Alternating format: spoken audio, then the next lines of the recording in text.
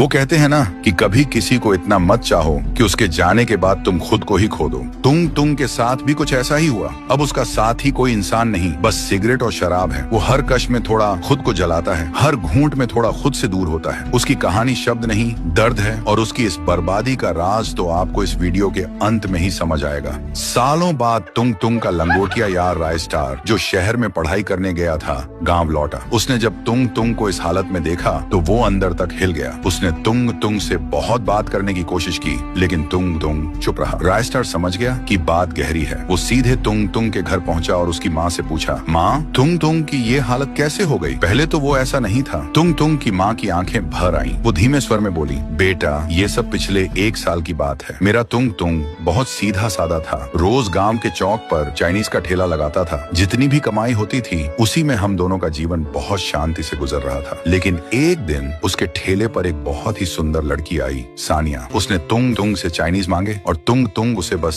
देखता ही रह गया। सानिया को तुंग तुंग के हाथ के चाइनीज बहुत पसंद आए और वो उसके चाइनीज की दीवानी हो गई। और तब से वो रोज तुंग तुंग के ठेले पर आने लगी, कभी चाय पीने, कभी चाइनीज खाने और कभी बस तुंग तुंग से बातें करने। धीरे धीरे दोनों के बीच नजदीकियां बढ़ने लगी। लेकिन एक रात सानिया ने तुंग तुंग की आंखों में देखते हुए कहा, तुंग तुंग, मुझे लगता है कि मुझे तुमसे प्यार हो गया है। बस वहीं से मेरा तुंग तुंग दिल से हार गया। लेकिन कुछ दिनों बाद सानिया ने तुंग तुंग से पैसे मांगने शुरू कर दिए। वो कभी कहती कि कॉलेज की फीस देनी है, कभी घर का किराया और कभी माँ की दवाइयाँ लेनी है। तुंग तुंग ने कभी मना नहीं किया। वो हमेशा यही कहता, तुम्हें और कुछ चाहिए हो तो बता देना। वो अपने सालों की मेहनत से जोड़े हुए सारे पैसे सानिया को दे चुका था। फिर एक दिन सानिया आई और कहा, तुंग तुंग, अगर मैं तुमसे शादी करना चाहूँ तो क्या तुम मुझसे शादी करोगे? तुंग तुंग के पास कोई जवाब नहीं था, सिर्फ आंखों में आंसू। सानिया ने मुस्कुराकर कहा, लेकिन मेरे घर वाले हमारी शादी के लिए इतनी आसानी से नहीं मानेंगे। अगर मैं उन्हें 1 लाख रुपए दूं तो शायद वो इस शादी के लिए मान जाएं। तुंग तुंग ने कांपते हुए कहा, तुम जो बोलोगी मैं वो सब तुम्हारे लिए कर दूंगा,